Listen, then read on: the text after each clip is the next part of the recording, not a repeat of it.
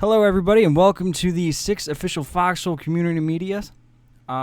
This is Tiberius speaking. Hopefully, everything is set up properly. Again, this is my third week in a row. I'm trying to figure out how to do this properly. I'm joined today with Duke Salt and Stranger Days. These are the guys that have been here for the past few weeks. You know them, you love them, hate them. I don't know what you really like to do. I hope everybody loves me.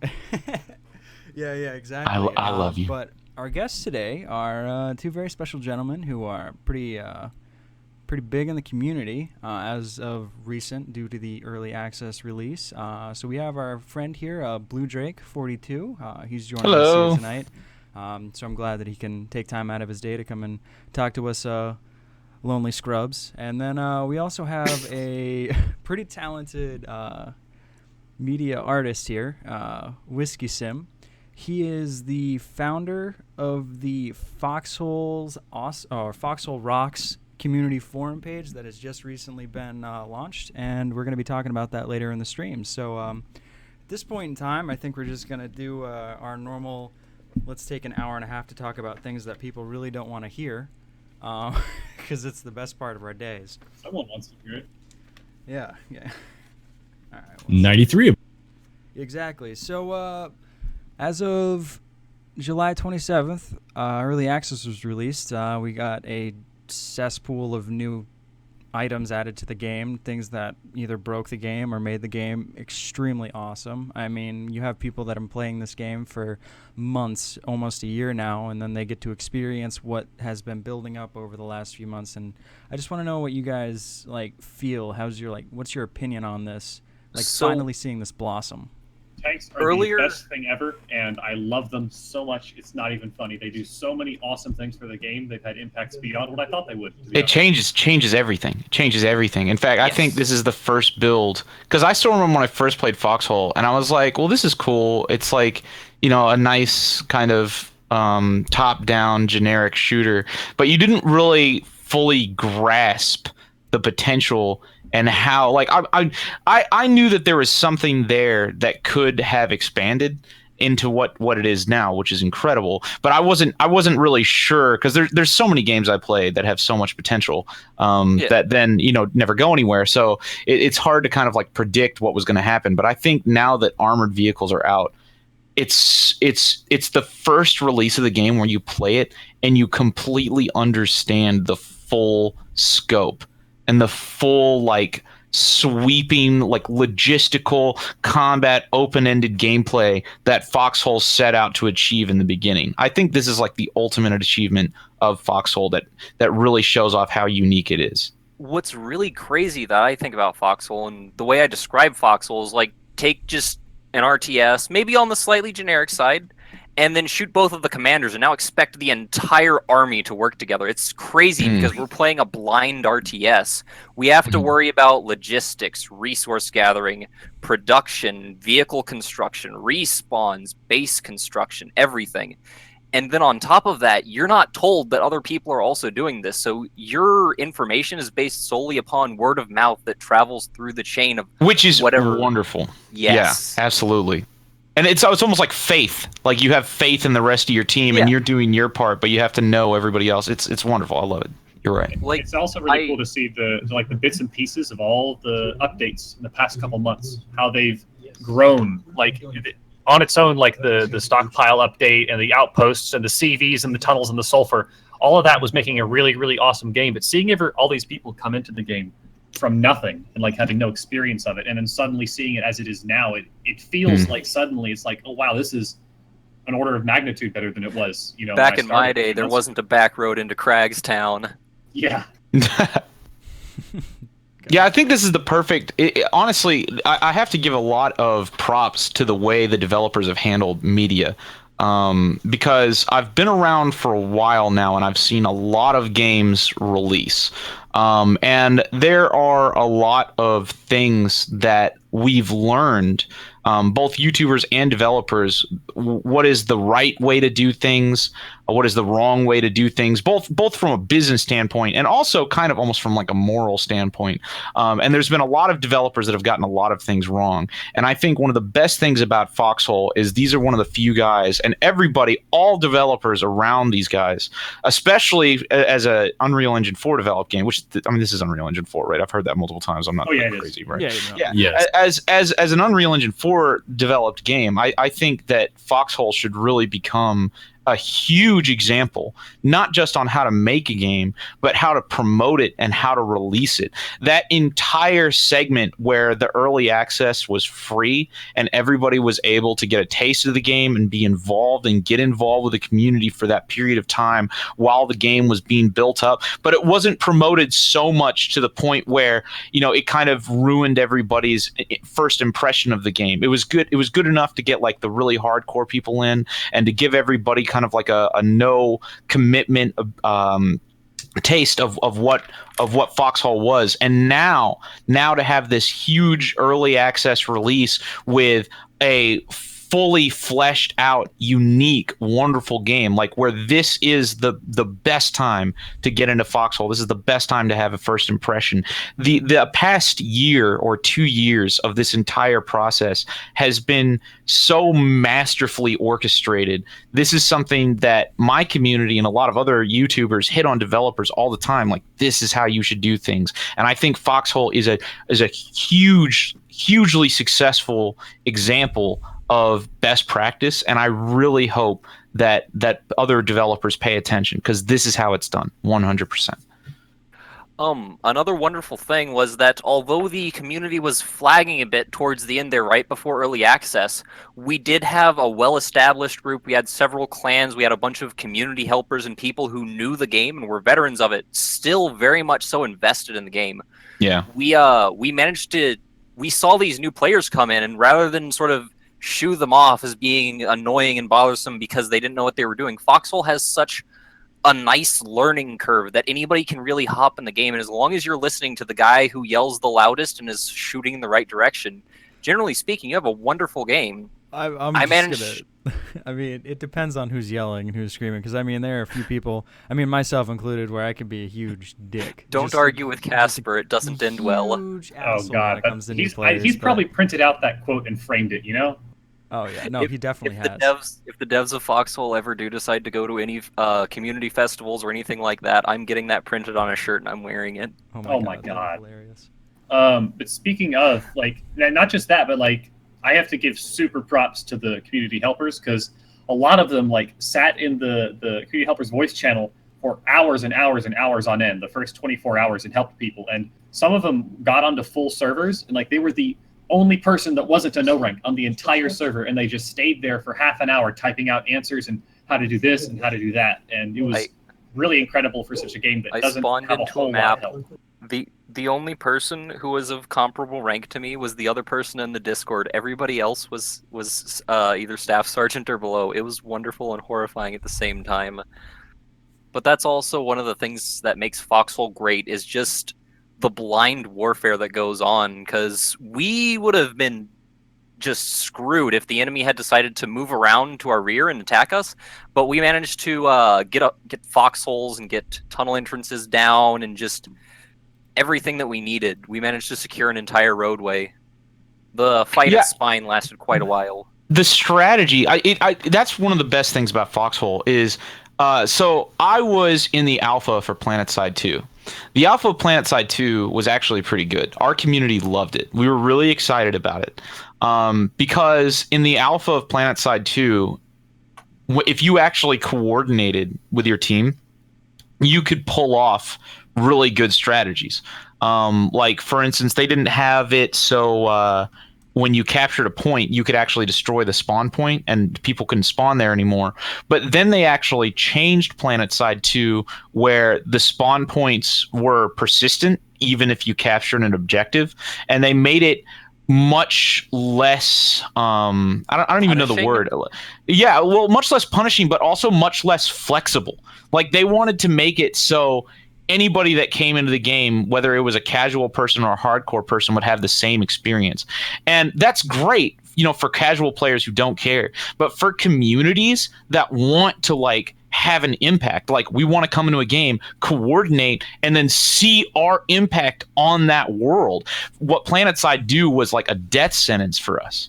And what I love about Foxhole is that it's not that way. You can actually come in with your community, and if you coordinate and you launch a really well coordinated assault on a position, you will change the entire flow of battle. And not just because you threw, X number more guys than the other team had. Like, if you really take your time and coordinate and understand how you can assault an objective and find weaknesses and do really. Yeah, exactly. You can have a real impact, and I'm so happy that Foxhole stuck with their guns on that instead of maybe going for a more kind of like grindy, casual approach, which maybe would be easier to pick up and play, but doesn't have that depth that makes communities work. They also have made it a bit easier to pick up and play because with the factory system that came out ages ago, and with especially the more recent BMAT update, the workload has shifted drastically. Now, as opposed to having to sit there for like 5 minutes and hammer on a scrap pile just to get out a basic order of ammo and weapons, now you can go out, clear a scrap field. You have everything you need to make all the orders you want. You could bring. Stuttering over myself. You go to the front and you're able to bring in just this massive horde of BMATs too on top of these guns and weapons. Yeah. And then also, just back then, I remember the best push I've ever had was just we threw, I don't even know how many canisters of green ash. Everybody had a gas mask. We had like maybe 40 of the players on the Warden side pushing with us. And this was back when you had to make each individual artillery shell by hand.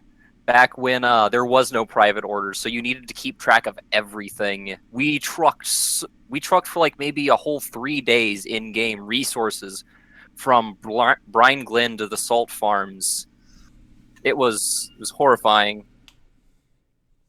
That might be a good segue into some war stories. War stories. Yes. If we want to do war stories just yet, because I'm pretty sure we all have many. God, there's. Oh, I do love that though. I mean, actually, just talking about the fact that war stories are possible in Foxhole. Because let me put it this way. Actually, so a lot of people don't look at it this way, but for my community and for my channel and what I've been doing for the past like 5 or 6 years or so, video games for me are a tool.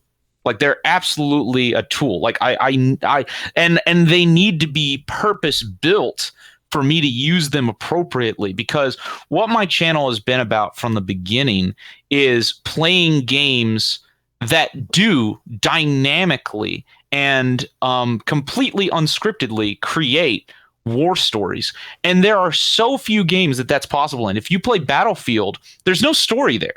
You go into a game and you sit there and you grind and you shoot and all that stuff, but there's no real overarching narrative there. And I'm not talking about from their like storyline. I'm talking about like from a normal multiplayer match. Like, there's no narrative that is created by the players. You might have like a themed map or a themed area, but there's nothing dynamically generated, or there's nothing that actually like emergently comes about in terms of like narrative. But that's one of the reasons. Yeah, that's one of the reasons that we played games like Arma. That's one of the reasons we played games like Project Reality. That's what a lot of people really got into my channel in the beginning, is they would sit there and they'd watch my Project Reality videos, and they'd be like, my gosh, this is like watching a Call of Duty campaign. You've got these 5 guys going across this epic trek in this giant battle, and all these things are happening, and they almost become characters. You halfway through a match, you get to know one of the guys, and he's goofy, and he fires off a rocket launcher, and it like hits a helicopter, and then that crashes into a tank, and everybody's like, oh my god, so and so just pulled that off, and then you guys trek to the other side. There's not very many games where that's possible. On that subject. I have actually met quite a few of those characters. One of the original characters that I have seen in Foxhole is Lord Fairfield, an Indian medic on the Warden side who helped our push through Crumbling Passage. And this guy had so much character to him. He was just so exasperated about everything. Don't worry, I'm coming, I'll heal you. patch you That's up, funny. use trauma, use medical. Okay, you're good. And then he'd run off to immediately help the next guy, and then he fell, and we all just surrounded him. Nobody had a trauma kit. Nobody had a med kit. In the end, we said a few words and put a bullet in him to stop him from bleeding out. Jesus, that's brutal. That got way more brutal than Dude, I thought. I know, there was That a- Yeah, that's crumbling, dark. There was a time I crumbling was passage, crumbling passage was a dark story. It had its ups and downs. We held out for 5 hours with no logistics, no reinforcements, and I was basically relieved when the guy next to me dropped and I could take his gun and it still had 7 shots. I was just making banging noises down the ridge, and somehow the Colonials were falling over.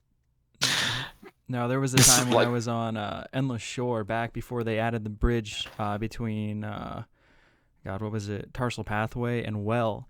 And they were pushing down from Saltbrook. I was on the Colonial team at this point, and they were pushing towards the bridge, and it had gotten there. We had defenses set up on the other side. Everything was fine, but they had decided that, oh, no, my team was going to destroy the bridge and keep them from advancing with half tracks. And so I was like, wait. Tarsal Pathway is on Deadlands. Oh, is which one am I thinking? It's the Tuatha, well in sorry. Tuatha. Tuatha, my bad. I'm sorry. Too many freaking maps. It's going to transition into wonderful. the next thing we're going to talk about You know, afterwards. I haven't even. I was on that one map for so long. I have not even played. Yeah, how many maps are there? Right now, There 7. are 7 right now. There is a planned 8th on the way. It is Oh, going man. to be a D-Day style map, which we'll talk about Oh later. wow. Yeah. Are there any desert maps currently? No, there I don't aren't, think which so. is actually, once again, something I wanted to talk about later, because right now, Foxhole is set up in such a way that all of the maps are connected, and they're all part of the Warden homeland. Suck it, Colonials, it is our home. You're invading. Not for long. We're the rightful Technically, defenders. we're not invading. We were here to begin with. We just. Oh god, here we go with Spiders. this It's again. a fanfic. Oh my god, guys. Oh my god. No. But Leave the politics at home, guys. yeah, I know, right?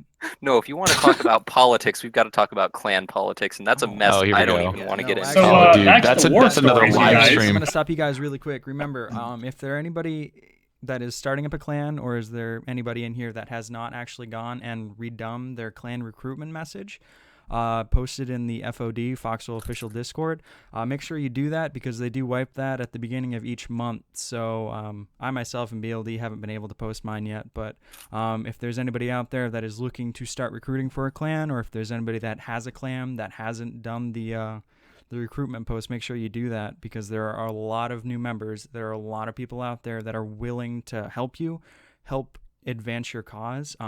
It's not a bias. I mean, there are wardens and colonials. I mean, you even have the neutral clans that are recruiting. Neutral scum. Yeah. I mean, there's nothing wrong with them as long as they balance out. And I mean, with the number of servers that have been out recently, I haven't really noticed an issue with like massive clan stacking. So that's really good to know with the high population that even if you do have a large clan, you're not going to really see multiple server wide takeovers. It just won't happen. I've seen clan not interclan coordination, external clan coordination go down. Edge has been working really well recently with FFL. Props to the FFL guys out there. But we've actually had a really hard time meeting up with and talking to any of the other Warden clans. I haven't even seen 82DK except for an officer or two who plays on his off time. Stranger, why don't you back onto the war stories, kind of, sort of? Why don't you tell them what happened war yesterday with that that captured colonial tank and satchels? It was beautiful. Yesterday was a flustercluck for the Colonials, but on the Warden side of things, it was wonderful. For a while there, we'd just been sort of holding out at Spine, reinforcing, pushing across every so often. Nothing really happened. On the other side of the map, we were slowly getting pushed back across Hope's Causeway. One could say we needed to abandon Hope. No? Bad pun? All right.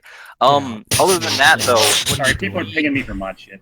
We eventually managed to, once Casper, the mastermind, got on, we gathered up and managed to get all the resources necessary to build a fob up. We snuck into the back of the steps, built a fob up on the other side of the wooden bridge from Brine Glen, and then just poured across in absolute swaths. We wheeled a field MG up to the ridge line and pulled it up on the rocks and managed to fire across the river itself. We eventually pushed fully onto the other side of the bridge, and then we rushed trucks across the wooden bridge. We attempted to get the field MG across, but to no avail. Sadly, we could not work that magic. Yeah, somehow Casper managed to get his CV across there, so that's how we built the town hall. I don't know how. I don't think I'll ever see it again, but it happened. The big, huge, old-style construction crane. This rickety little wooden bridge. Beautiful. After that, the rushes started to get better and better. We managed to disable a Colonial half-track. Up until this point, the Colonials had always been ahead of us in tech. And we managed to use that for the next solid half an hour, I believe, before it got taken out. Then we stole another half-track, along with like 2 field machine guns. We had a really hard time getting any heavy vehicles across because of the wooden bridge, but we kept managing to find more and more either unused or abandoned equipment. And then finally there came the time I wandered out into the woods and found a Colonial tank. No gas, no shells, just in the middle of the wood line. I found a nearby truck, shot it out, and I managed to get the tank up and running. This was probably the first major nail in the coffin. We had a tank now. It was the first tank we had seen on the map. They had just gotten it up, and someone had gotten their first tank loss, basically. Oh, I just don't understand why you would do something like that. I mean, that brings into a discussion. I was talking with my guys last night, and we were pushing back at an attack at Foundry. I can't remember what server we were on, but like they were pushing. Umbral Wildwood's probably Fox well, it is too. Was it? I believe that it all of probably the was Fox too. servers You're are actually campaigns, The right? guys will probably say in the chat in a moment, and we'll figure out which one it was. But yeah, no. So we were talking about it, and it's like your life in this game is not more important than a tank. If you're in a situation where the tank's immobile, you stay in that tank until it either dies or you're able to fix it. That Absolutely. or you scuttle it. Now, I don't know if you guys have done this at all, but it was discussed last night in our group. But if you can't stay with a tank, put something in the inventory slots and make sure it's collie claimed and locked, because they can't take anything out. So if you put something inside, put like 2 stacks of BMETs in there, the tank's useless unless you come back to it. So they either have to destroy it or just camp it out. That's genius, actually. I never thought of that. I mean, somebody's probably gonna kick me because I just told everybody on the stream that. But I mean, hey, like we're a community here. We're here because we want to play the game. We want to have a good time. So. Well, that might even be something that needs to be balanced in the future, honestly, because that is kind of weird. Well, one of the things too. My favorite thing that happened last night with the tank stranger is because we didn't have tank shells, right? But at Salt Farms, the place we captured, there were 16 satchels. So we got 3 people in the tank, each of them with 2 satchels, and we drove the tank up to the town walls, blew up their vehicle factory, and then drove away. So they lost their vehicle factory, their last one. So they're screwed. The icing on we the have cake the only tank on the map. Then it was great. The icing on top of the cake for that was that also right as we destroyed their vehicle factory in chat, one of our own guys said, "Hey guys, we have a Tech 5 vehicle factory up," and we already had the tech to make the tank kits. So literally the Wardens got their tanks right as the Colonials lost the ability to make any sort of armored vehicles. Yeah, and then we ended up sacrificing that tank because we still didn't have tank shells. We used it to drive directly up to the Sun's Hollow Town Hall, and we got everyone out, and they just planted satchels on themselves to blow up the Town Hall and the tank with them. No, we just shot it. I was shooting the Town Hall that entire time. Oh, I wasn't there, so... Yeah. No, you were there. You were playing Sabaton full blast through your microphone. No, the Colonial tank, not the Warden tanks. I'm talking about the Colonial tank. Never mind. I wasn't there for the apparent first time we destroyed Sun's Yeah, I think Hollow. Casper suicided it. I wonder if there will ever be any attempt in the future to have more advanced production facility systems. So maybe kind of like more in-game stuff. You could actually. I don't know if you guys ever played the game Factorio. Anybody ever play that? Oh yeah. Anybody? Yes. Yeah. Yep. I wonder if they're ever going to implement anything like that, where if you actually, I mean, obviously it would be difficult and it would take a lot of work to build up to this, but you could actually automate production.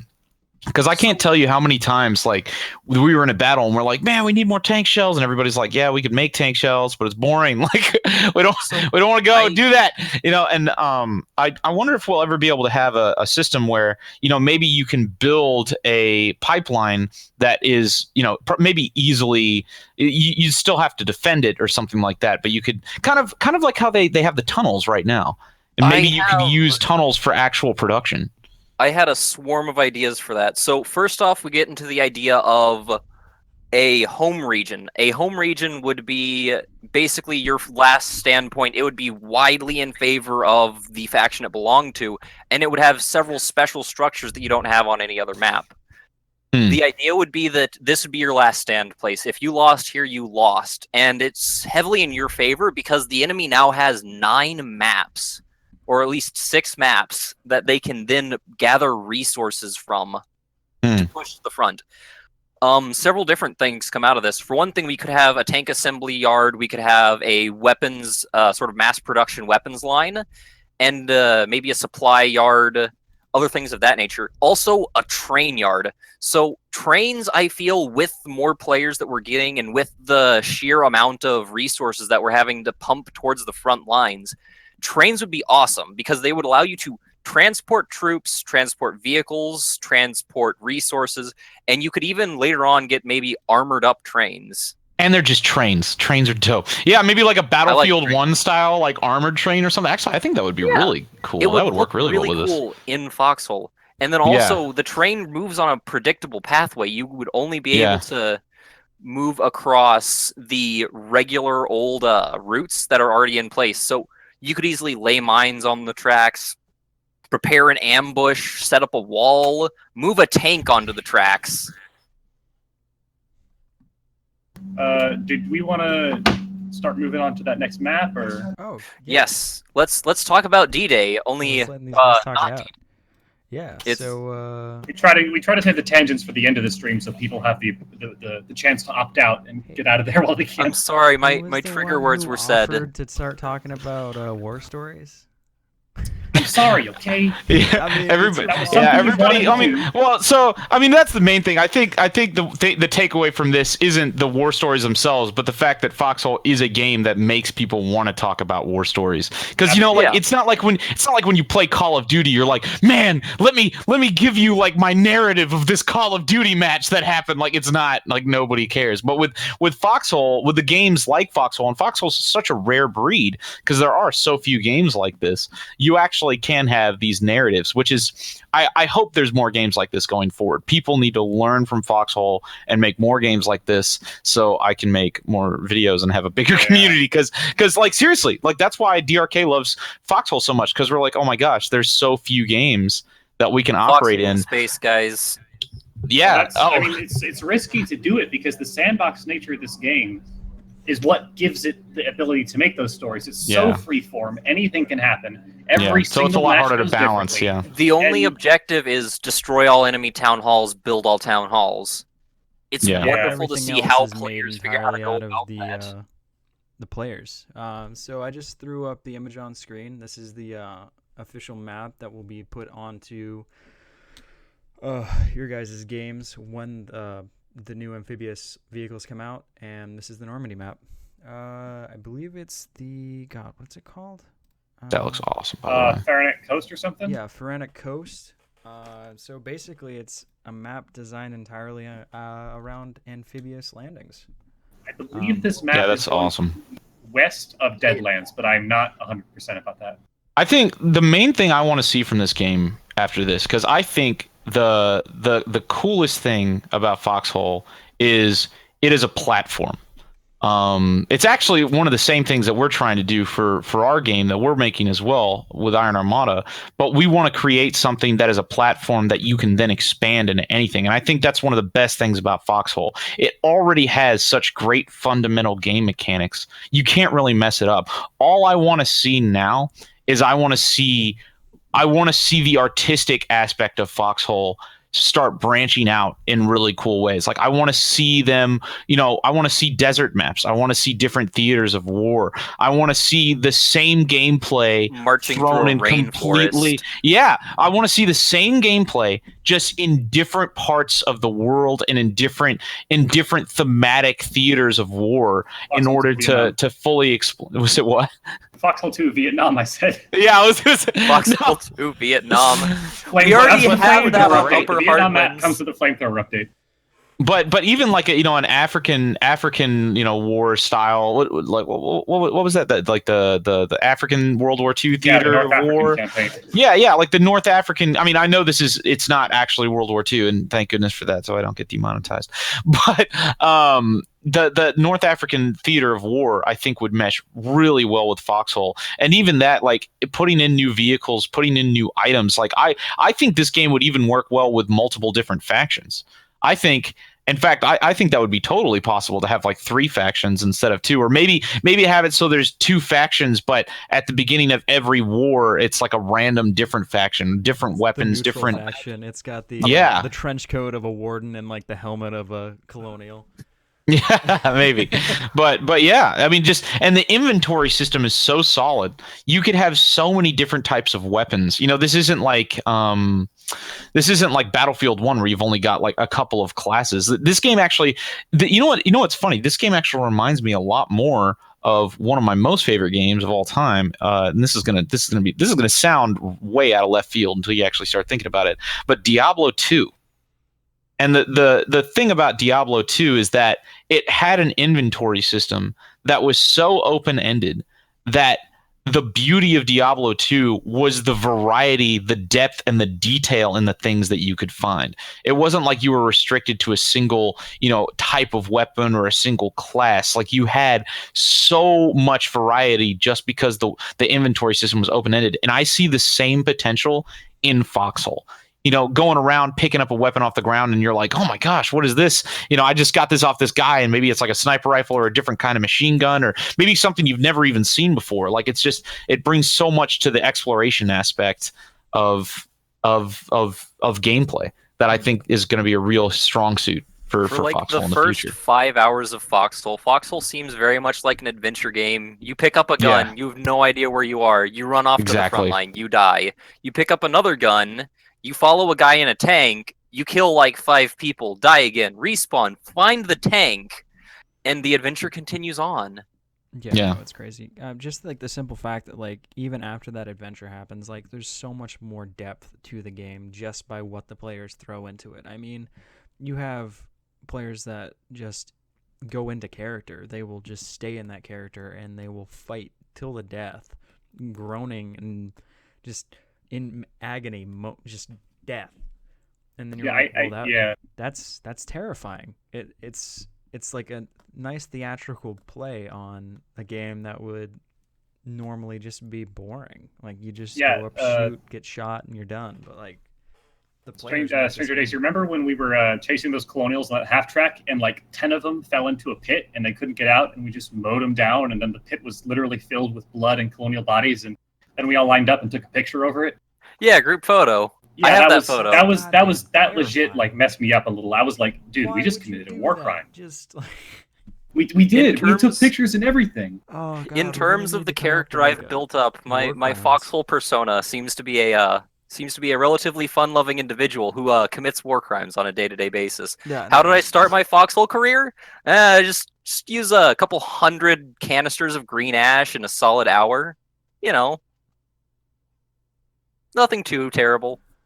Yeah, it's I mean, those guys were so poorly equipped, they all would have died anyway because we were chasing them down with the half tracks, but just they all fell in there, and there were so many of them that couldn't even move. They were bumping up against each other, and I hesitated for just a second. I was like, wait a minute, there's no way these guys could hurt us. I mean, there's no, and then I just started firing, and it was oh my god, this has gotten really dark. All right, I'm gonna throw the map back up on the screen so we can start talking about something.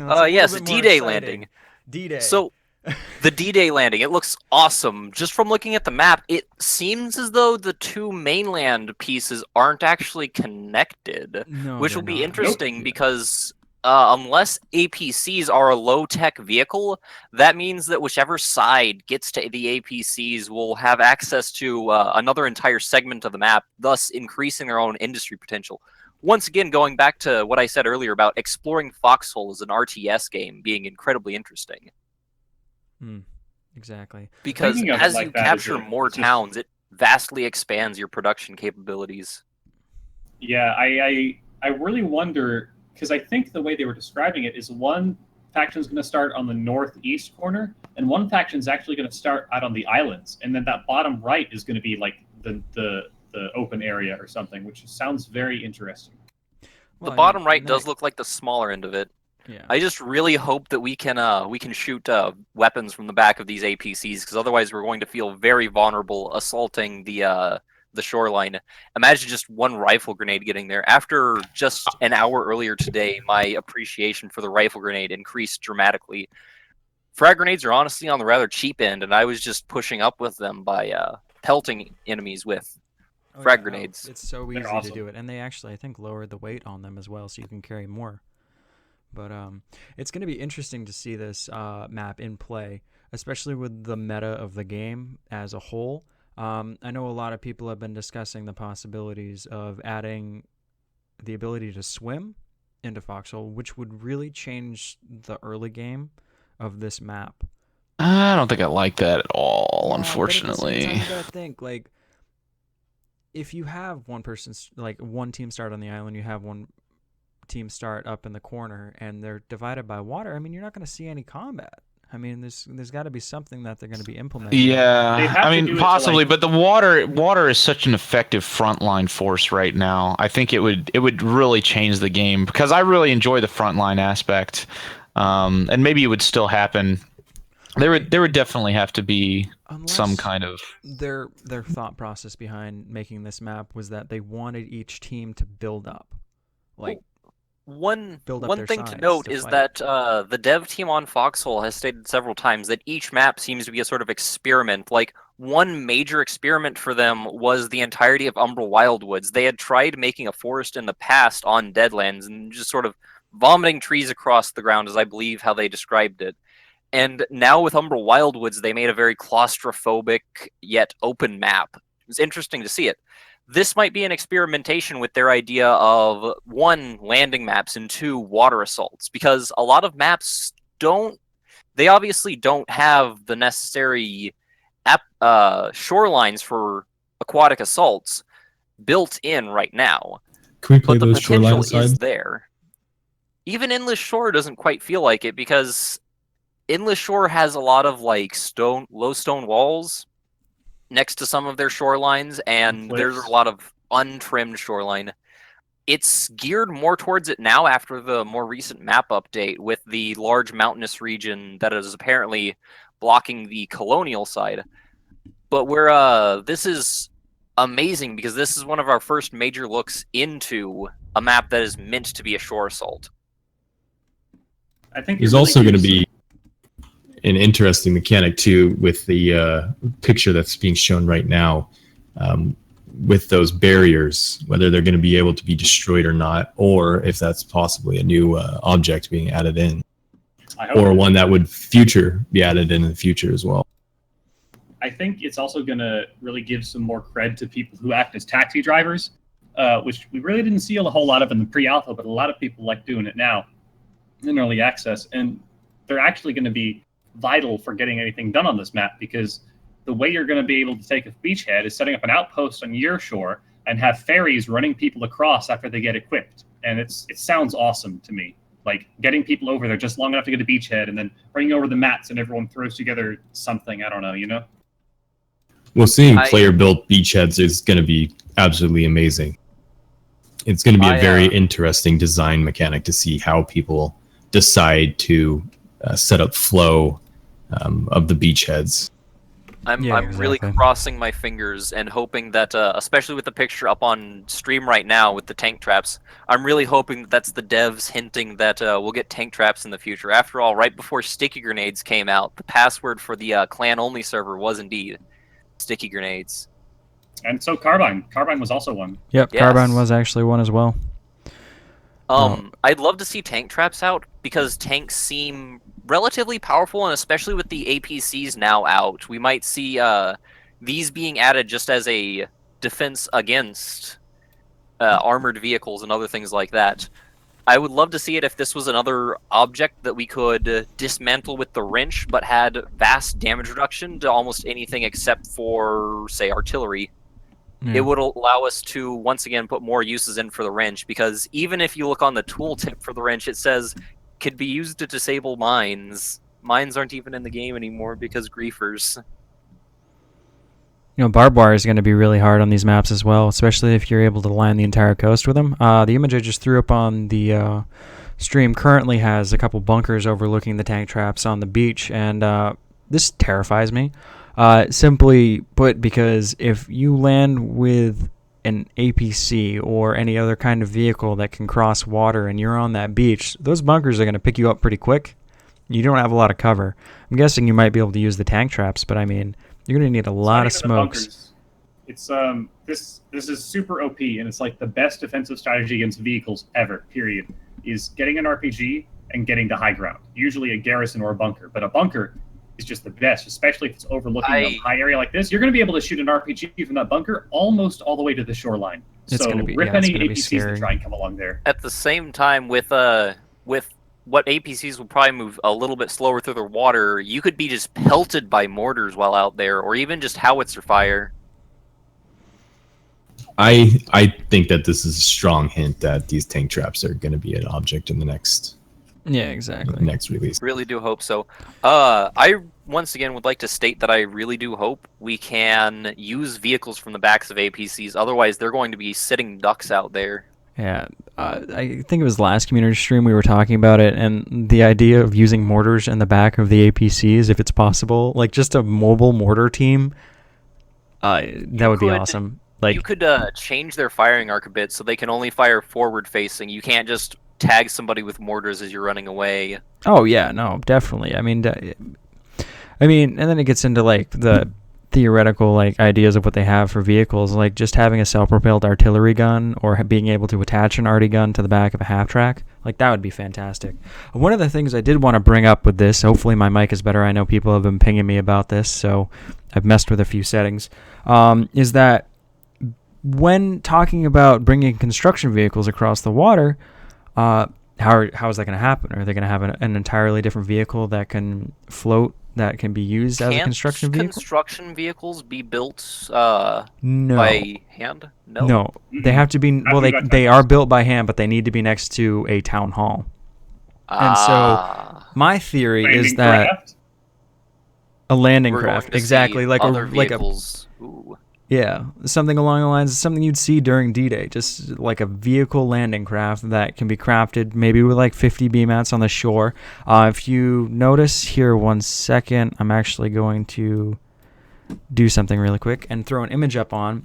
If you guys notice in the bottom right-hand corner of the screen, there are a couple docks there. Maybe that's a hint that you'll need the docks to build certain vehicles. I'm not seeing any of them on the island, but it would be like I'm a seeing cool. the hint of one on the backside. Yeah, on the middle. backside. So maybe the building to build these like landing crafts will be next to the water, and you'll have to build like boats. And maybe they're bringing boats into the game, which would be awesome. Just Yeah, actually, oh god. if you start on the bottom right and the left islands, and then the top right one is the one that you have to land on, that makes sense. There's docks on both sides, on both starter islands. Also looking at this map, it does. Looking at it really quick, it looks like a face. I just like to point that out. See the mouth and the nose. But now back to more serious subjects. So this is also, I believe, a major experimentation into asymmetrical map gameplay, which is one thing that they have talked about in the past, is not all maps are perfectly symmetrical. We don't have the exact same things every time. And this map is very much so in that region. It's widely different on the two different sides. Yeah, no, it's going to be...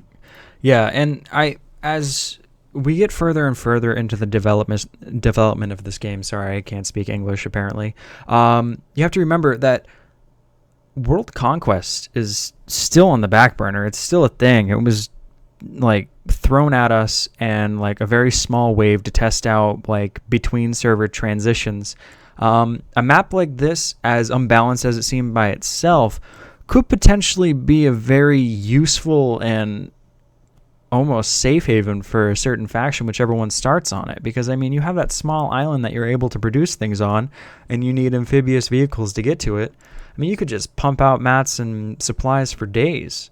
I mean, we noticed this with the World Conquest before, even with just the 4 maps, that, like, if you lock down the 2 opposing maps, you could potentially just keep shipping mats between all of those maps. And I'm just looking forward to being able to finally do that again, because with the amount of people that we've gotten from the community, like, and just from EA, it's insane. 4,000 people trying to cram onto these maps where you can have multiple maps going back and forth. I mean, the inter-clan communication, external clan communication, the rivalries, just, it's going to be insane.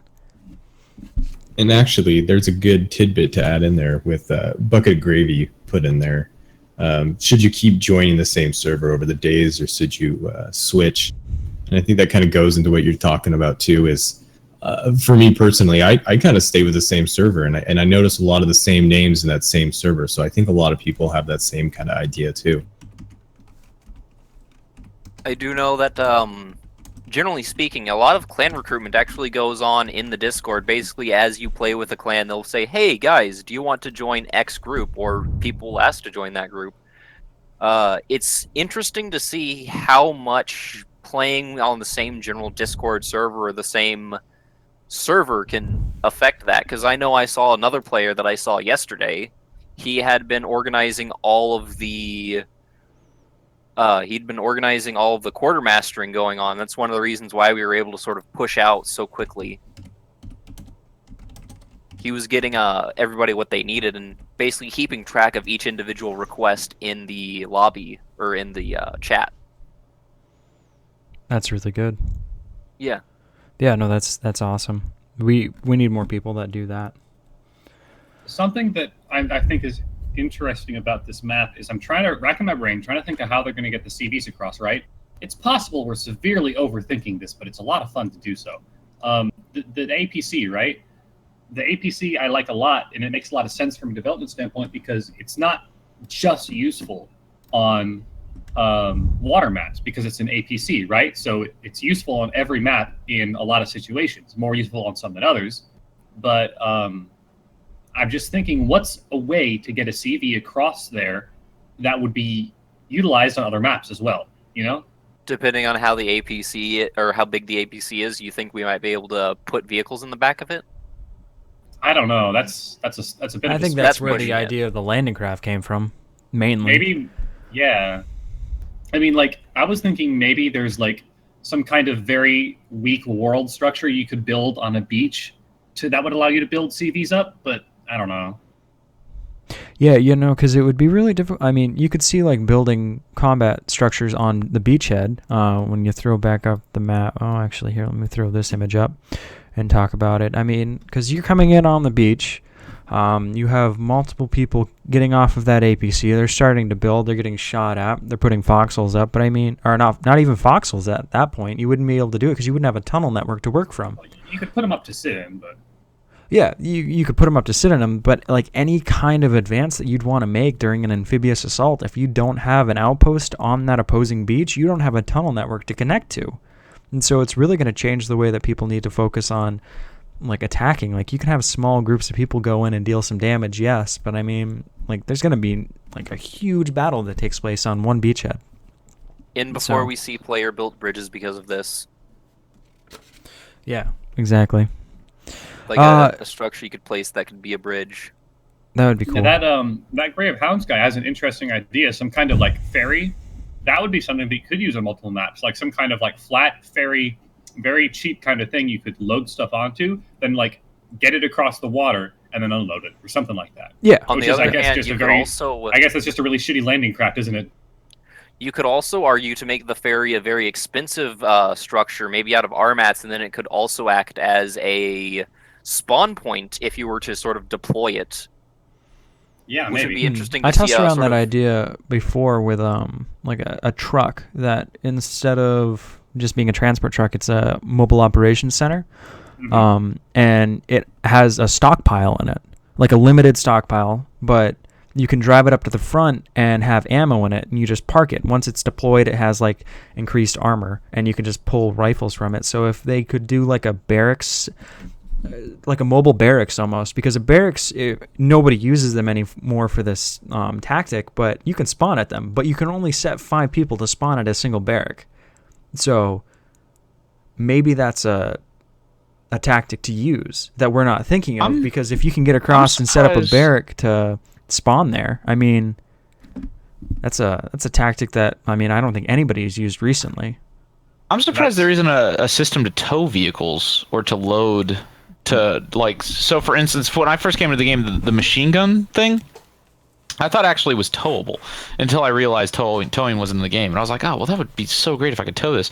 I can imagine having an entire system where you have an entire vehicle attachment or towing mechanic to the game. So you could actually maybe have, like you could load a barracks into a truck, or you could tow a machine gun, or you could maybe even have something that you can tow with a normal vehicle, and then you could deploy on the front line, something like that. Do you know how long they've been teasing us with those fucking hitches on the back of those half tracks? Like, yeah, right. So right. Last There's night gotta I was be pushing an something RD piece there. behind So, a half track, wait, and it's like, it's right there. Just let me attach it. Here's the thing. So, haven't you ever driven a vehicle and just you've flown off into the distance because of wonky Foxhole physics? The reason why they haven't done it yet is because they don't want to do it until they can do it right, where the thing that you're towing does sort of sway a bit and it moves with the vehicle, and it's not just like you have this big wonky extra long truck. That's the problem. On that subject, I would like to present a way that we could solve that. Now imagine if you could upgrade your transport truck. It was no longer able to bring troops, but you could you would take off the sort of cover on the top, and then you could load either a field machine gun, or maybe you could load a artillery piece into the back of the truck then. Or maybe even you could load a CV in order to transport it more quickly, and you'd have to unpack it yourself. Or maybe you could break it down into 2 parts and then use 2 transports to get it over. Something like that. That sounds doable. Honestly, I think on that note, you could expand an entire upgrade system for all the vehicles. I mean, like I said, what this game has such a good fundamental system. I think all I really want to see more is more variety and more options. And I think it would be really, really cool. Imagine if you could actually upgrade a tank with a different kind of turret, or if you could upgrade, a machine gun with a different kind of like weapon, or you could change and modify vehicles as you need to. I think that you could make the tank open topped, and in return you get like a heavy, like a quad cannon or something, like a Yeah. whirlwind or something style. Yeah, Yeah, terrifying. yeah, no. I down think, the road. honestly, I think that's where this is going. Like the fundamentals are so good. Like you can take this so far. You could have so much variety. Because the other thing is that the game is intrinsically balanced because the factions are so similar. The fundamental mechanics are very solid, so it's not going to collapse under its own weight if you have more vehicles or different types of things. Like every single new vehicle or every single new upgrade is just a tiny little box in a very well put together modular, inventory and interaction system. So I really could see that. You have an upgrade system that is universal for all vehicles. You could upgrade logistics trucks to be, cargo trucks, or you could upgrade tanks to have different engines or different, turrets, or you could upgrade. Honestly, Company of Heroes about that. Company of Heroes had exactly that. So, guys, for everybody listening in chat, I'd like to point out something. If you go look on the tanks, this is a light tank. We're only playing with the light tank. This huge behemoth that we've been ramming into enemy fortifications and destroying things with is the light tank. Mowing down people and like running over people and annihilating entire lines. Imagine what the heavy tank's going to look like if that's the light tank. We're probably going to barely be able to drive it out of the vehicle like Fat factory. Albert just like, hey, just like rolling up on I just want a tank with a main gun and a machine gun. That would be the best thing ever. Because right now, it's the combined on arm that, shit. I'm kind of confused on why you cannot have, because I had a bunch of people like who were saying, "Oh, I'll get in the top with a machine gun," and apparently you can only use a pistol. I don't understand what the balance reason for that workaround is. for the system, but I don't know how it works. I've seen it happen on a couple of them. Like a few people, like I've asked them not to do it, but they've been able to put an RPG in the top of the tank. They've been able to put a HMG in the top of the tank. But that makes sense. It's pretty cool, but it's the devs don't want that, and I think that's because the medium tank, when it comes out, it's going to be primarily infantry based. Because you guys, they haven't implemented it yet, but there's going to be anti-personnel rounds as well for the tank. They're going to be high explosive as opposed to armor piercing. Oh, there we go. Unless we're using the HE shells now, and then we're going to get the AP, in which case, I don't know. I would love to see a sort of Panzer IV-esque tank, something that was very much so an infantry support tank. We had the machine guns, we had a sort of short snub-nosed barrel that fired out HE rounds. Yeah. Yeah, I think the reason that light tank doesn't have any anti-infantry firepower is because, honestly, it would just be too OP. Because theoretically, with something like that, one tank could like roll back and forth through a town and just kill everyone. But right now, because its anti-infantry power is so terrible, if it's caught out alone, if infantry aren't supporting it, if it doesn't have half-track supporting it, which we do a lot because it's a tank, you don't want to support that thing, it'll get caught out. It'll get thrown. HE grenades will take it apart, shit like that. Yep. I think that if you want something that's going to be more self-sufficient, that's going to be able to take on infantry, other tanks, structures, stuff like that, you're going to have to invest in whatever the hell the medium tank is. Yeah, no, it's going to be crazy. I mean, tanks and half-tracks are deadly as hell. And you can't stop them. You just can't. I've seen them just annihilate entire fronts. Like, you can't stop them. I think one final thing on this, because there are other things that we'd like to push on to after this, is I think it's been suggested, but being able to sit on the side of a tank. That would be good. Just like 4 slots on the side of a tank. Just let us sit on the side of a tank. Maybe as the tanks progress in size, we get more and more people on it. But I mean, I want my Warden tank riders, my elite brigade of SMG troops sitting on the back of the tank in light body armor. Yes, the Panzer Grenadiers. I mean, and they could balance it out. They could balance it out by making it so you can't shoot on the tank. You have to like disembark to engage in combat, which would be really good. They should still totally be able to you shoot. Can't shoot in the transport truck either right now. Yeah, exactly. So. Well, the transport truck is also covered. You'd be able to shoot from the back of the tank, but here's the thing: you're also on a tank with no cover, surrounded by enemies, on a vehicle where the driver may or may not care about your safety. Yeah. So your armor for the driver. He cares a whole lot that you're there. Remember, armor. If there's one thing everyone should get out of this community stream is that you are not more important than a tank. This is what we're trying to get across to you guys. Anyway, so transitioning really quick, we can get back to this discussion. That's the moral for the story. Moral of the story is tanks are the most important thing in the world, and praise our god HP. So transitioning, we have a new forum that was just put forward by Whiskey, the Foxhole Rocks community portal, and I'm going to let him go and talk about it for a little while because he's been quiet and reserved, and I feel like he's wanting to share this with you guys. I've just been enjoying it. Just been sitting back. But yeah, so I created the community portal. I kind of felt that there was a gap. I work about 12 hours a day. And a lot of times for me, Discord moves so fast, especially now. I think we're topping at 5,000-6,000, and so it rapidly moves, and so I never have a chance to really get to enjoy all the good posts. And we do have a Reddit, but at the same time, the content's only good as it's driven. And I just noticed that there really was no forums or a place for squads to really conjugate at, and I took it upon myself to just create a website, and it's foxhole.rocks, and it's pretty much just like it says, community portal. You can log on there. It's got full forum support. It's got Steam profile integration, so it shows what games you're playing to your friends. If you're not playing Foxhole, you can still use it. It'll still show what you're doing at the time. Other than that, there's a Twitch TV integration on there. I'm slowly adding Foxhole streams to that. Oh, hey, we use the same. I can help you. We can help each other. Yeah, Envision Power is fantastic. It's amazing. I love it so much. Yeah. Between them and WordPress, those are my two things. There's no reason not to use tools like that anymore.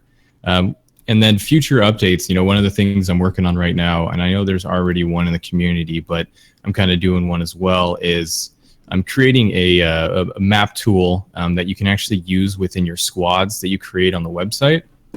And it'll allow you to actually do planning for that day or week within the squads themselves. So you'll be able to pull up the campaign map that you're on, be able to lay down markers, where you're going, and then you can save the map. And then anyone in your squad can see your map.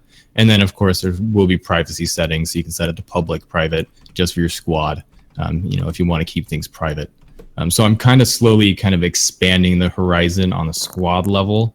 But of course, there's the community portal's active and ready to go. That map thing sounds incredible. That's a huge asset. On that subject, I believe that there was a player in the past who had made a sort of tool you could use where you could draw on it actively and sort of give it to other players, and it had all of the individual icons that we used to have laid out. Although this was before Endless Shore had even been updated with its secondary bridge that was tacked on between Tuatha and the Well. The best bridge ever. Yes, the best bridge, the tacky bridge. So many stupid fights happened over that bridge. All right. So I really quick, I just dropped the link in the chat if anybody's interested in going to that, signing up. I didn't know you had Steam account integration. That's badass. I'm gonna fucking sign up tonight after the stream. Yeah, I know. That's what I did. I tried doing it on mobile earlier, and the link broke. But I came home and I was like, I'm gonna do it right now, and I did it. It was great. No, in the layout of the site, guys, when you guys go to it, it's professional. It's oh god, it's so beautiful. Whiskey, you did a really nice job on the site. Yeah, we could tell he did this before, and he has. So. Yeah. So that's really good to see that's like and again too, with this being a community-driven game, and the success of the game comes from us as the community giving forth to like the devs, like our money. Yes, it's fine, but like when we started playing this game a year ago, I mean, we gave our time, and like it's good to see that like it's now that we've given so much to them, they're like giving back to us in a sense of here are these cool things that we promised that we would deliver on, and they're actually delivering on them. Like they've changed their game plan a little bit down the road, but I mean at the same time, like we got our tanks.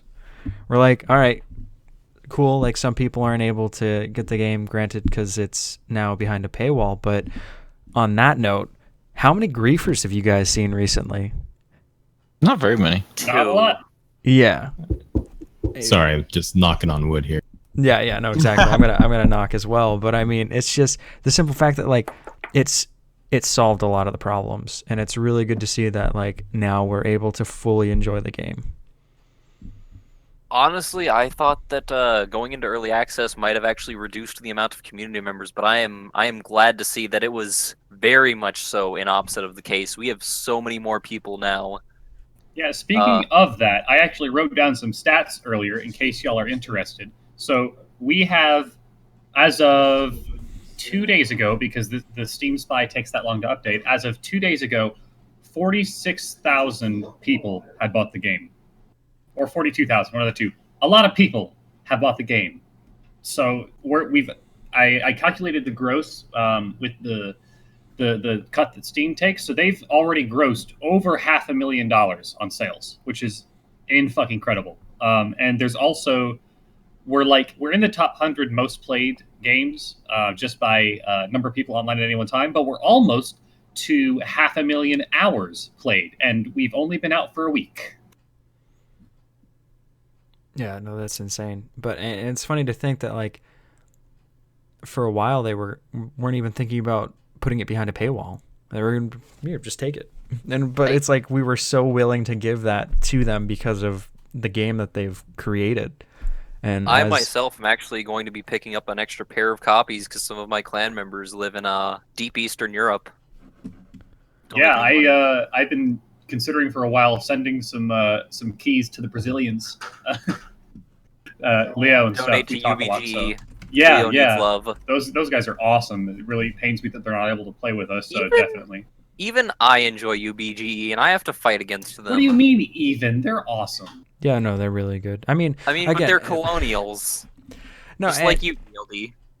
Yeah, exactly. I mean, but even with that being said, like, I think it's good too, because I was gonna get into the discussion of clans now, especially with the way that the game is being played.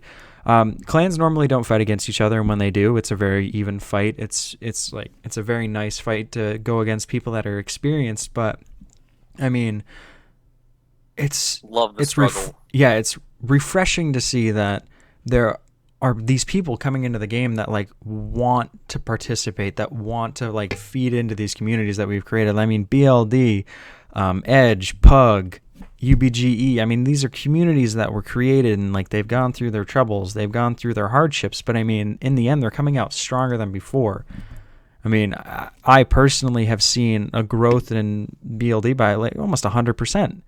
Just by people that want to come and do logistics. I mean, it's a 50-50 split game. Like, you can do combat, you can do logistics. I mean, those are the two avenues, but inside those, it just branches off into this just insane world of, well, now we have tanks. What do we do? Now we have an armored personnel carrier. What do we do? We're not going to know what to do with ourselves by the time Christmas comes around. I know. God, it's know going to what? be crazy. Crazy flying chicken. If you're in the stream right now, you need to get back to work on making your on your tactics videos. It's been too long, man. Too long. 3 videos in the past week. What's wrong with you? Those are rookie numbers, dude. Pick it up. Step up your game. I see that the chat's going live now with the faction war, so that's Warden good. scum, colonial scum. Oh God, guys. Just as God intended. So Blue Drake, you're a warden. Yes, sir. I Yes. was a warden, but the war ended, so it's making me choose again. And I'm debating on whether I want to be a warden again. I'll probably be a warden again, but Join- it said join the full, tan and I was scans, like, man. damn it. Fight for your homeland. I also like the colonial tanks better, and I was like, oh, they look so much more dope. Well, then all you I'd gotta do is actually just like focus to- on the colonial tanks, but we'll make sure we I'd don't actually like scuttle to them first. I'd like to point something out about the warden tanks. So while the colonial tanks look like I've always said they're sort of a cross between a British, Russian, American tank. They, of course, have the Stuart-looking turret. I feel like they have the front end of a British, the ACE? And then they have the Russian T-70 rear. On the other hand, the Warden tanks are much better at playing peekaboo because the turret's front mounted. Yeah, no. Yesterday when we were playing on, I believe it was Fox 2, our guys picked up a Warden tank and they were rolling around with that. I mean, and we had the ability to make our own tanks, but they stuck with it. I mean, I'm not so much sure that, I think it was because it was collie locked, but also the peeking aspect. Like, I saw them use that tactic a lot more because they could peek the corners and actually fire around walls quicker than like AT turrets could target them. So it's a very interesting tactic to see. I'm also loving how destructive the AT turrets are now. Before they were sort of laughed at a bit because, yeah, sure, they had decent enough health. They actually had lower health than a pillbox, though, required RMATs, so on and so forth. That you'd only really see them be built by sort of lower rank players who were spacing them out between things, or whenever the enemy had large numbers of half tracks. But now those AT turrets are actually really scary, even though they only target vehicles at this point.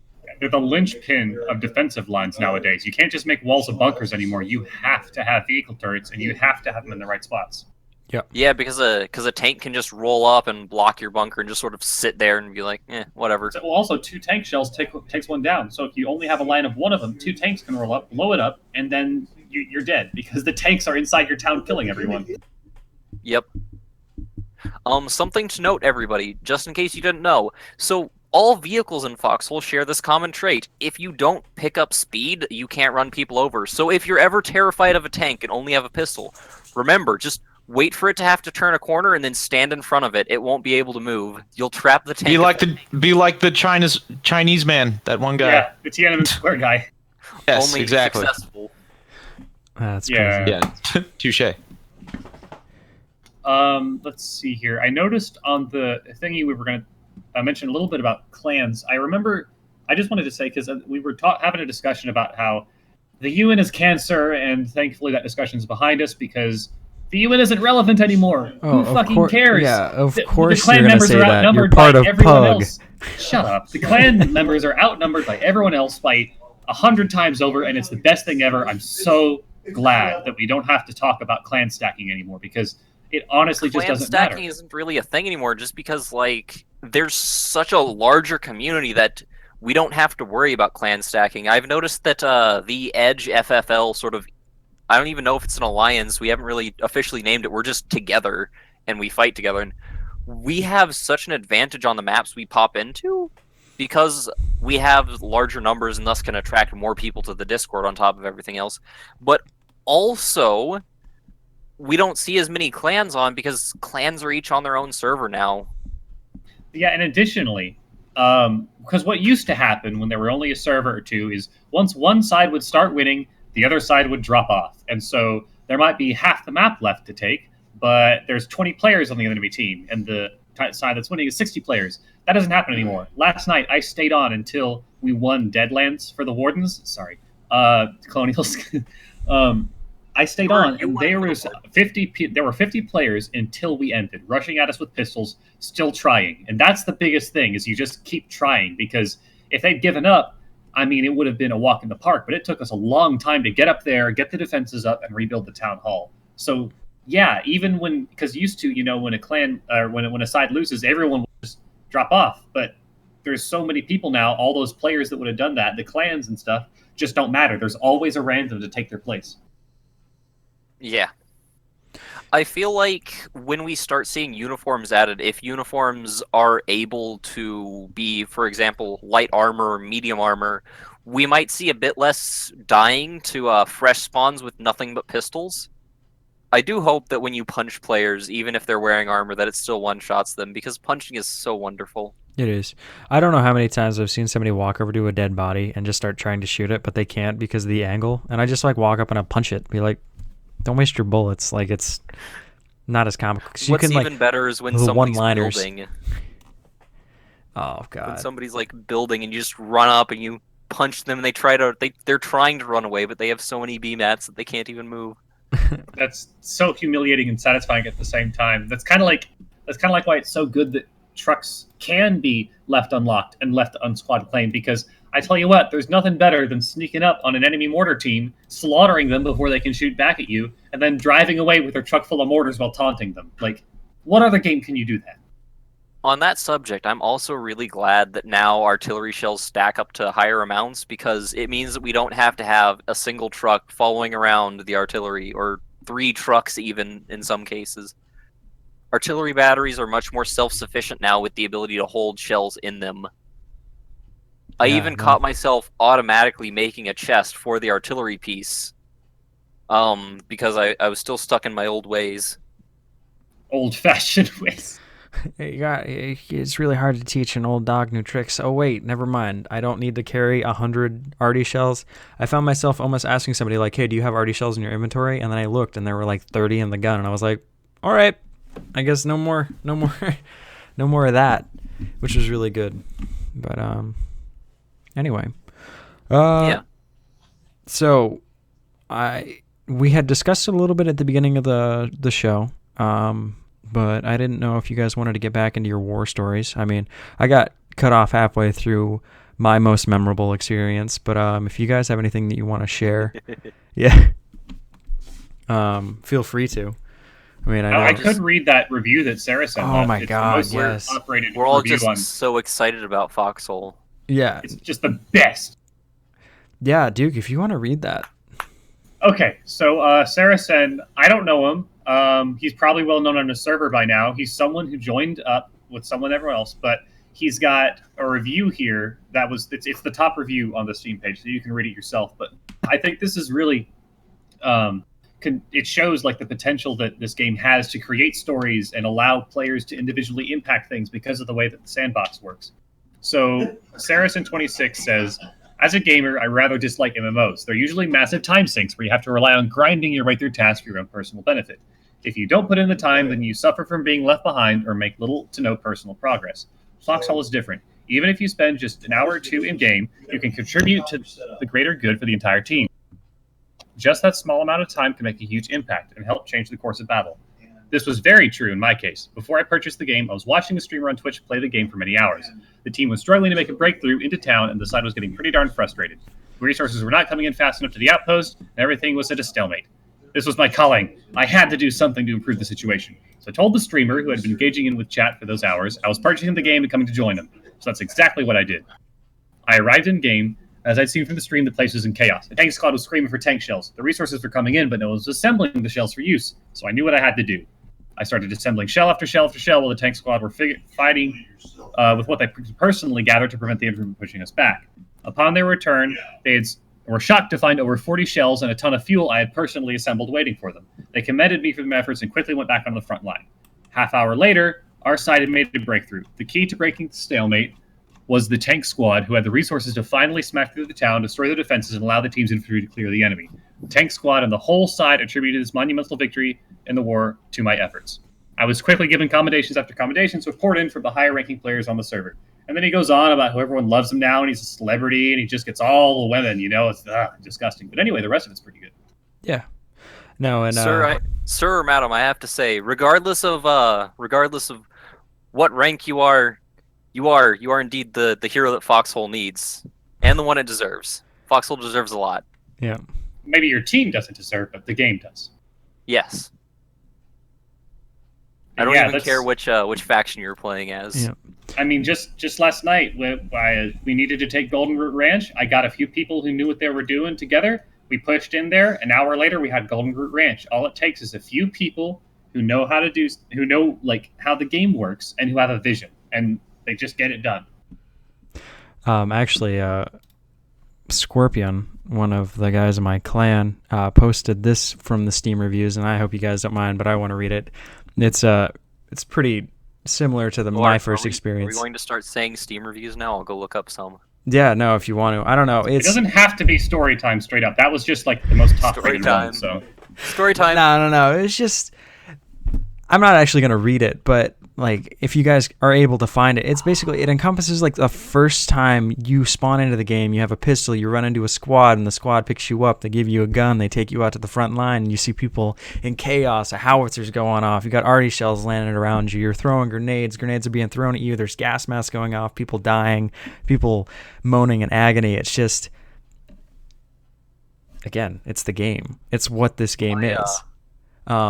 My first squad in Foxhole basically kidnapped me from a scrapyard. That's insane. Why would they do that? Because that's how wardens work, man. Clans roll along the side of the road. They see you working in a scrapyard and are like, "Hey, hop in this truck. I'll teach you how to use Discord." Oh God. Yeah, no, Discord definitely changed the way this game was played. I have candy in back. But yeah, no. So one thing I did want to bring up is it's been discussed a little bit in the Fox community media that we wanted to start having more events, more streams. And so the reason why we got into discussing these war stories and started talking about these Steam reviews is because we want to start pulling in more members of the community to just have more podcast shooting the shit kind of experiences. So you guys in the chat can come in and talk with us about your experiences, and we can just have a good time. I mean, because as much fun as it is like experiencing those things, it's good to talk about it, good to like share like your feelings, as emotional as that sounds, ladies and gentlemen. No, but it's just, it's good to know that like romantic. It's good to know that there are other people out there that baby. like share those like enthusiastic experiences with you. I mean, because I'm pretty sure that Casper would have some crazy stories to tell. Crazy Flying Chicken. I mean, you got I saw Barry. He comes in here every once in a while. Yeah, you got the fanfic discussions that we can talk about. Goodness gracious me. Sorry about that. But yeah, no. So we're gonna try to get a schedule going for you guys, and hopefully we can get some of you from the chat in here. Because if we can even host more streams, that'd be wonderful. We have enough Foxhole players now that we should be able to easily get even 2 guests in a week, twice a week, 3 times a week, once a day. Once a day, like Foxhole stories for the war. And I mean, story time, everyone. If you guys remember back in the wee old days of weekly wars, I wish that we could get back into that. And just like maybe as a community we could get together or as the clans and talk to the devs about giving us a server where we could go toe to toe, like BLD and Pug could go against Edge and like the 82nd. And Edge and 82nd working together? I mean, I don't know. They're 2 large clans that would be able to fill up a team really quick. It would just be cool to like have like a before like discussion about like like some strategies that could potentially be used. Like, what do you think these guys are gonna like? I don't know, kind of like I don't think it would ever get to the MLG like kind a football, of football match. Yeah, I think that would be super dope, honestly. Yeah, and just like have after the fact discussions.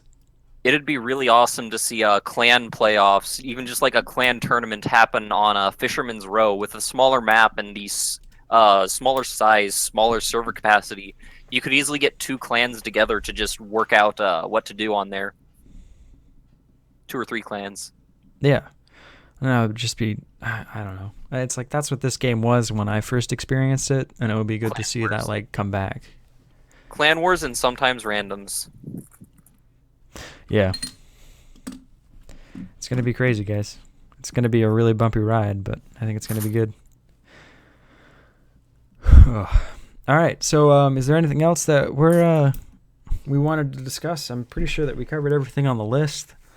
We could ramble on about good ideas for Foxhole. Like earlier, Blue Drake was talking about desert maps, and I have an idea where you could have separate sort of campaign maps. Basically, each campaign would be a block of 9 maps that sort of fit a theme, and in these maps you could have potentially different vehicles or weapons, like the RPG might be replaced with an anti-tank rifle. Or maybe you'd have a sort of lower grade SMG, but it's available earlier in the tech tree. Perhaps semi-automatic rifles are available earlier on, but they cost more. Other things like that. And that'd be interesting as well, because imagine if you could invade. Imagine if the D-Day map from earlier was a sort of stepping off point that you could attack. And you could then bring in these resources from this extra campaign map. Sort of importing them. Oh, that would be really cool. Tanks that nobody's ever seen before, uniforms that people don't wear. Like imagine just seeing a whole bunch of wardens with the caps that have the little side flaps on them, running in and assaulting from a desert region, reinforcing the mainland wardens. Possibly even attacking from what was originally a protected flank. That would be like a really cool, just like UI interface. Like just, damn, I've never really thought about that. That's really cool. Seeing the world conquest menu and then seeing the various campaigns that are going on and sort of setting your clan up to hop into one particular campaign, devoting yourself to that region, and then once the region ends, being able to bring those resources that you collected with you on a voyage back to the mainland to assist the Warden army. Rainforest expeditions, so on and so forth. Yeah, no. Those are all really great ideas. I mean, I think I really want to hear the devs weigh in on this. Honestly, I wonder what their plans are. I mean, I know they've released some stuff, but I bet they're thinking a lot of the same things. You know, it's funny because the biggest thing that they have yet to release, in my opinion, on their roadmap is their actual roadmap. I really want to see what they have planned for the next year. They've said before that right now the game is like a fraction of what they think it can be and what they see it being. So I think we're going to see like what the game was at the beginning of the year to what it is now. I think we're going to see that level of magnitude stuff that changes things to the magnitude of tunnels, sulfur, stockpiles, world conquest, stuff like that. Depending upon just the sheer amount of copies of Foxhole we sell, we might even see 1 or 2 more members of the dev community be introduced. I would love to see more devs so that way they could get out more work. I remember them saying that one of the devs basically had to do the entire Normandy map completely on his own. I mean, wow, really? That's crazy. I mean, that's some serious skill. Just by the screenshots, it looks fantastic. Do you remember who it was who had to do the map almost completely on their own? Because everybody else was busy getting tanks done, rushing everything else out. Which one are you talking about? The D-Day map. Oh yeah, I don't know. I mean, right now, because by the way, guys, we're not getting the update this week. The way that they changed everything is that every 2 weeks there's an update. This past 2 weeks ago was the early access update. This coming update is going to be a small update that's probably going to have bug fixes, quality of life stuff, maybe some UI changes. Then the next update is going to be the content update. So they're going to alternate. We're going to have one big content update a month. Yeah, hopefully they fix that. I would love to see it no longer be an option, just so that way we don't have to worry about it as a thing. I do feel as though we need a different system for tech parts.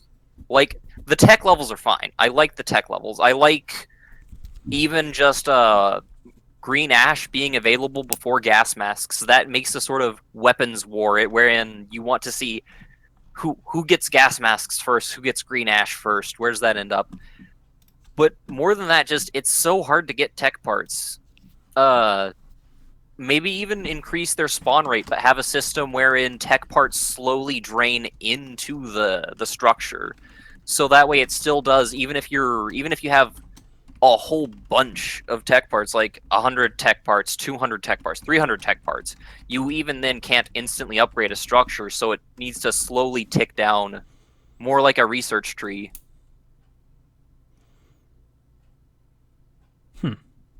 Yeah, the concept art they had for that a long time ago, I liked a lot. It looked like a whole bunch of bubbles, basically, like branching off of stuff. So at a vehicle factory, like there'd be bubbles going from a truck and or like maybe even a motorcycle to a truck, and then from there a tank and a half track, and maybe for the tank and half track you could have bubbles going off of that would upgrade into variants of the tank or something like that. They showed that months ago, maybe even last year, and I honestly still think it looks like an excellent system as they presented it. I think there were even bikes on it. Wheelbarrows, guys. Wheelbarrows. No, please. No more memes. Not today.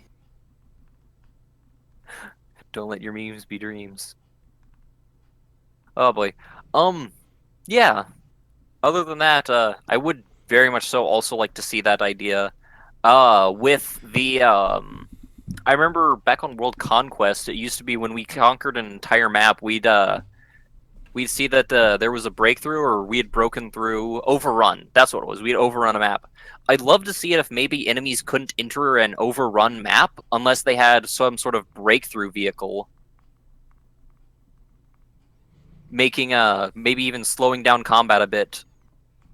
You could see when an enemy was going to break through onto the map, and depending on how many of these breakthrough vehicles they have, it would make the sort of timer lessen for the amount of time it took to go from one map to another.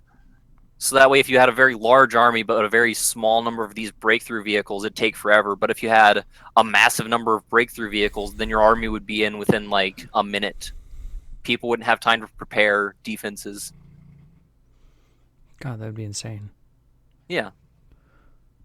That's a cool And I concept. really, I don't think, like, I'm sure if we sat here and brainstormed, we could eventually figure out what they have their final vision for the game is. But I think the biggest thing that would there's two main regions that I think, well, one of them is vital and one of them is just better long term, right?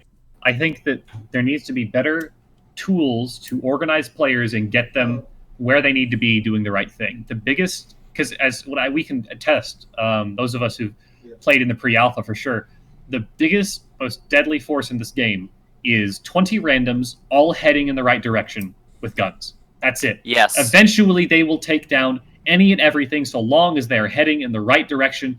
Maybe even one or two experienced people leading them, but that's not even necessary. Well, so getting them to the right parts of the map, the thing is, and knowing if you where get to defend and attack, randoms, if you get 20 randoms, give them supplies. The thing is that more randoms will join them. First you'll have 20, then you'll have 25, 30. Then actually from there it usually sort of stalls out because it's hard to get more than 30 players in one place. Yeah. But even so, time goes on, and those randoms will slowly be replaced with experienced players. A clan will show up with at least 3 members. A tank will appear out of seemingly nowhere. Vehicles, base defenses will get built and slowly pushed along the road. It's beautiful. It's awesome. Yeah, no, it's just seeing that happen it's like the Zerg rush from Planet Side 2. Just massive amounts of numbers, you can get anything done. But really quick, we're getting really close to the ending of our stream, and so I'd like to give a shout out to Casper. Him and Shago are going to be in the community helpers channel in the FOD for anybody that would like to jump in and talk about the game, talk about like theories that they have. Conspiracy theories. Oh, you know what we should do? We should totally talk about lore in Shingles. It's been a while since we've had lore discussions. Oh god, that should be fun. We might summon lightning. just appears. He's like, I think I can talk about this. Well, if I remember correctly, lightning was summoned by lore in the past. Oh God, we do have a crowd. I didn't realize how many people are actually watching the stream right now. So Yeah, we've got if that a channel grand blows total up, of I 71. apologize. I had good intentions. But You I are was not. just thinking, Duke Salt. Maybe we could do a conspiracy theories with Duke Salt podcast, and Yeah, just I'll like put up that graphic from It's Always Sunny in Philadelphia where he's connecting all the lines and the socks and yarn and shit. yeah. I gotta. But I gotta work instead, on we something have my, like nice the devs' images. faces, various things. We definitely need to have the tank traps in one of the pictures. Wheelbarrows? Wheelbarrows. Hey, actually, Yes, guys, of I gotta dip out. I gotta go take care of my son. But it was great. I know we're near the end, anyways. But I Yeah, gotta I go think upstairs. we're about ready to wrap Yeah, up. we're so. about ready to wrap it up. It was But thank wonderful you. having you, Blue Drake. Dude, It's good to know. Yeah, Thanks that for you do having me. heavily- Absolutely. Yeah, no, this It's was good to know awesome. that Thank you you do so heavily much. support Foxhole. I'll need to check out Absolutely. Iron Armada. You said it was. Yeah, that's our game that we're currently here. Like it's actually similar in Foxhole. In fact, we had a huge design bottleneck that we were having trouble getting past, and we took a lot of influence from Foxhole in order to get past it. Here, I don't know where to put that. I'll just put it in general. There's the game that's coming out. It's kind of similar in certain respects, but also completely different. It's a top-down game where you construct ships and you mine resources to construct ships, and it's a multiplayer game where you can walk around on the ships and crew the ships cool. and go to battle with each other. Yeah, we've been working on it for. Joke's on you. You're actually the ship the entire time. I am the ship, but we're also trying to. I mean, obviously we're near as adept at development as the Foxhole devs, but we're also taking a lot of cues from them and how we manage promotion of the game. So right now it's free on our website for testing, and then of course we'll release it in early access here probably in the next couple months Right. once we get done with the first critical That's things awesome. we need to I'm gonna actually finish. check that out. Yeah, That's sure. great. All right, guys, I gotta dip out. I will talk to you again soon. Whiskey, we gotta chat, dude. We got things that we gotta talk about. Have a Yeah, see y'all later. See y'all Absolutely right. 2 weeks from now. Everybody, thank you for coming to this week in Foxhole community. We like doing this. I know we ramble on for a very long time, and you guys probably get bored listening to us. But it's good to just get together every 2 weeks and talk about this stuff. So if there's anything you want to talk about, feel free to drop it in the suggestions box in FOD, and I'm pretty sure any one of us will listen to it. If you have Yeah. anything you This want to talk week- about in the stream, just message one of us. Maybe you could be the next guest. It'd be really fun. This week was a bit more rambly than usual, but normally we tend to talk about the newest things that were released. I believe we plan to in the future start talking about war recaps, maybe some highlights, things of that nature. Yeah, definitely when we get that stuff tapered down. But as for now, No. ladies and gentlemen, go join Casper in the FOD. He'll probably Yeah, at your love own the risk. attention.